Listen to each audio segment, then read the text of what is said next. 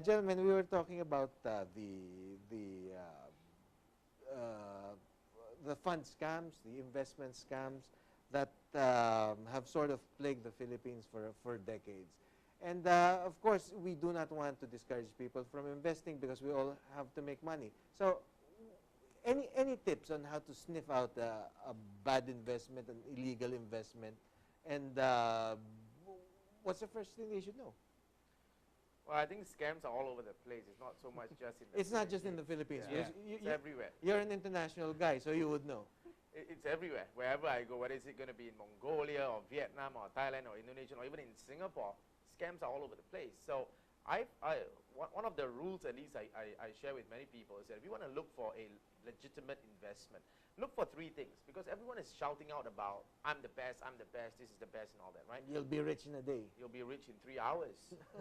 Okay. So the three things are, in no particular order. Number one, credibility. You know, if someone says, this is who I am, this is what I do, what really is the person's credibility that is backing him or her? So credibility is important. You've got to understand, does this person have weight? Does he have international standing? Is he respected among his peers or in his own group? Number two is called system. As an example, if I'm a good trader, but if I don't have a system on how to duplicate that, then I got no business coming out to teach the public. Number three is called results. Everything has got to be with results. Are there results that's being created? So with these three things, then I guess people would now somehow have a roadmap of how to choose a legitimate investment program. Gerald? Yeah, as far as SEC is concerned, they've always had this mantra as far as the potential investors, advising the potential investors. We've been telling them always that before you invest, please investigate. And one of the things that you have to look into is, one, is if it's a registered company. Check with the SEC. Yes. So number one. Okay. We're just there.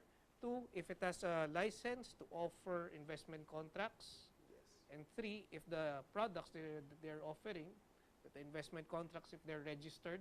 And fourth, if the ones selling it to you are licensed salesmen or brokers. Why are Filipinos, I don't know if it's just the Filipinos, but why are people so seemingly gullible or vulnerable to scams? Is it greed?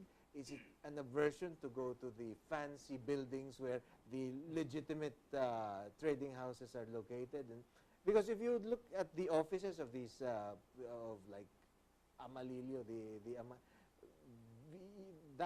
the place in the offices in itself is a red flag. Yeah. So if you try to check it out, what happened to Amalilio, the operations was way down in the south already. Prior to this, operations would always be here in the metropolis, here in Metro Manila. Yeah.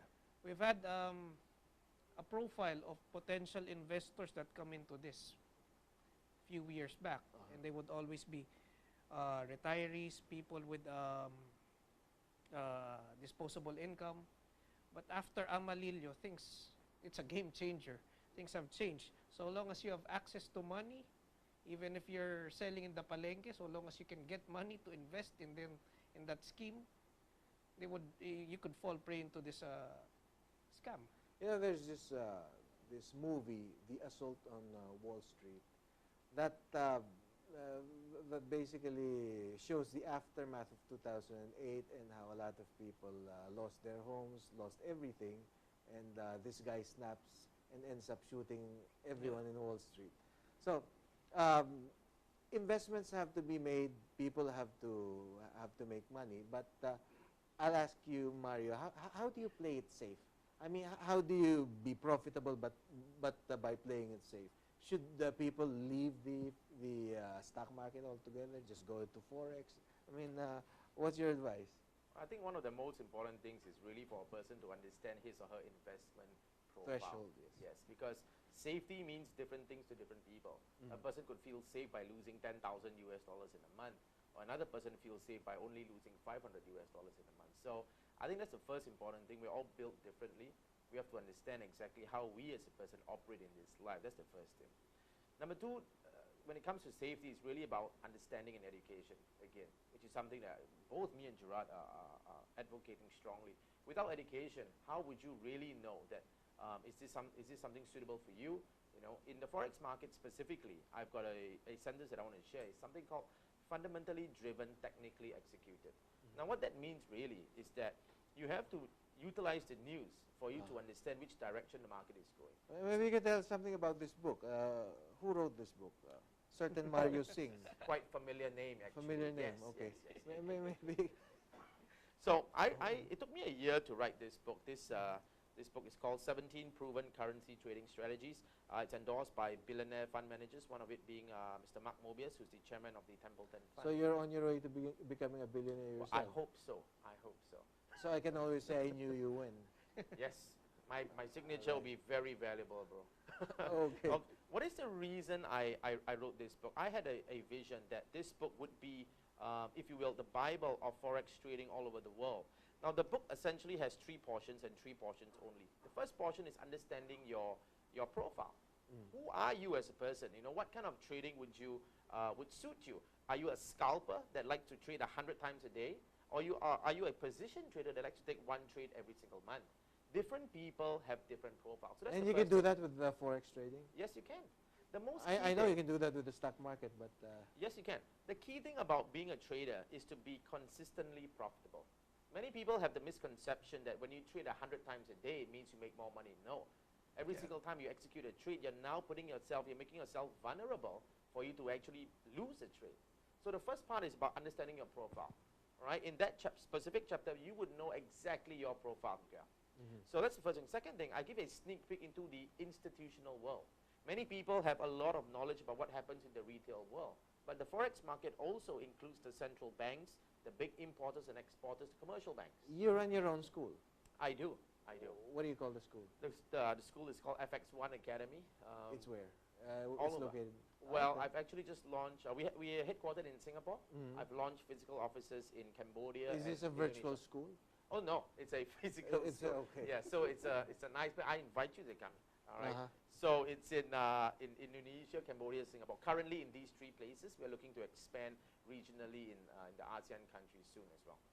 So with the knowledge from the school are the things that I put in here. Number 1, you understand your trading profile. Number 2, you understand how corporates and the central banks engage the Forex market. And number 3, which is something that the entire retail market likes, I have a whole slew of 17 strategies for people to pick and choose that fits your profile. You know, at the start of the program, I was thinking how I was going to interlock both of the interviews because yeah, I don't know You're doing if, it well. if his point of view is so different as a regulator. You're the one who's enticing people to invest. But then again, I think the interlock area is in the fact that you both agree that a potential investor has to educate themselves. They have to do a background investigation, That's essential. and they have to understand not just a particular company but the industry in general. Okay, which is why I will ask you, Gerald, in looking at contemporary developments, say the real estate. You see a lot of momentum in the real estate industry, but then we've all seen that before.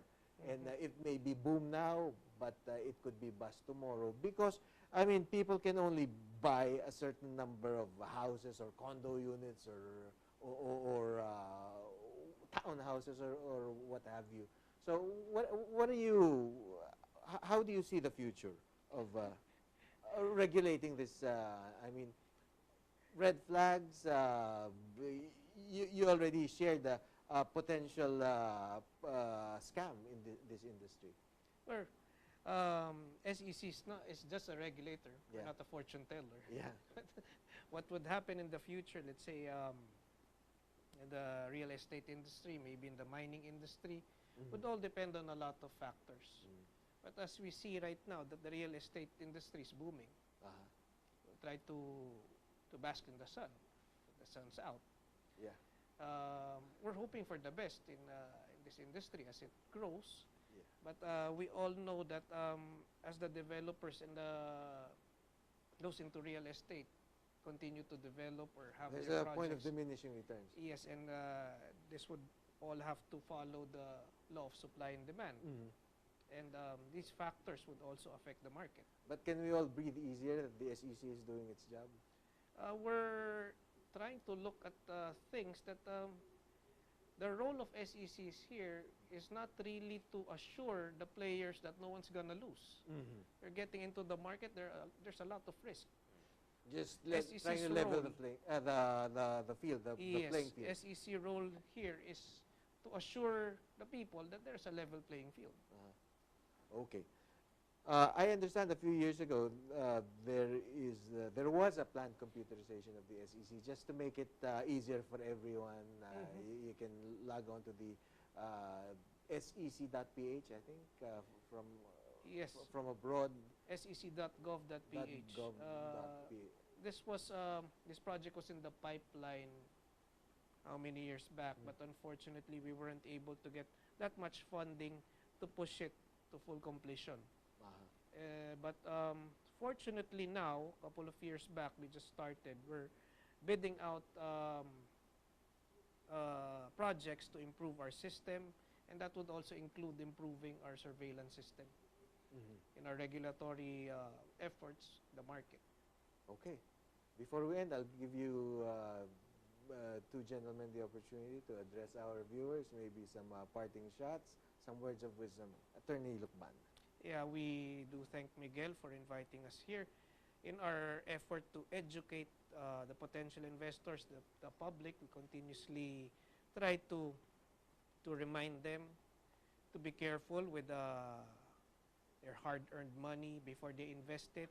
The mantra of SEC for the investors would be, before investing, investigate. Before you invest, please do investigate. SEC is just here. You can check out the companies where you invest, and we can tell you if it's stable, if it's legal or not.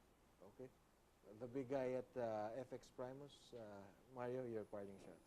I think one of the key things that both of us absolutely agree on would be, yes, you invest, but invest within the boundaries of proper education and within the boundaries of regulation and safety.